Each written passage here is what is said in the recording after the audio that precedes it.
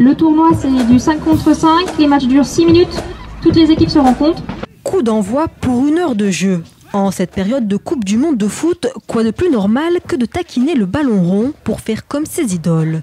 Au stade du Merlan, dans le 13e arrondissement de Marseille, on ne s'en prive pas, sauf que voilà, cette rencontre est loin d'être ordinaire.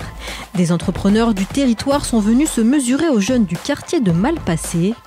Une rencontre sportive et festive dans le cadre du programme expérimental Impact Jeune.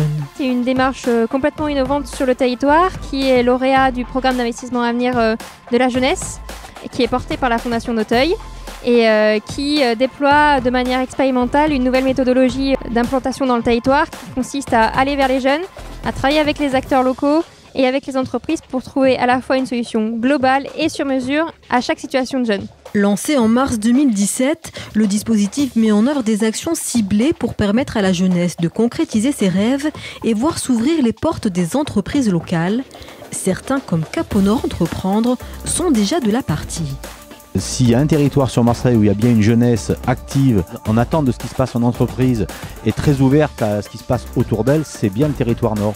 Donc effectivement, soutenir cette initiative, c'est une évidence. On fait tout ce qui peut faire en sorte de créer un lien entre une entreprise, son territoire et la jeunesse du territoire. D'autres chefs d'entreprise n'ont pas hésité à faire des kilomètres pour soutenir cette action et montrer leur engagement envers la jeunesse des quartiers populaires. On a une politique dans l'entreprise, c'est de prendre beaucoup de stagiaires, de prendre beaucoup de contrats pro, de former les gens. Moi j'aime ça, d'abord parce que j'ai des méthodes qui sont un peu personnelles en fait dans la manière de travailler. Les gens travaillent beaucoup en autonomie chez nous, donc on leur apprend à être très très autonome, à prendre des responsabilités très vite. C'est de cette manière-là qu'on préfère nous fonctionner. Donc on a des cadres et puis ensuite on a beaucoup de jeunes qu'on fait évoluer. Sur le terrain, les jeunes sont séduits par cette opération. Faire venir les entrepreneurs dans leur quartier, c'est déjà un premier coup franc. Dans notre quartier, on est souvent stigmatisé et il serait bien d'enlever cette image. Donc ce serait mieux si les entrepreneurs viennent nous voir que l'inverse.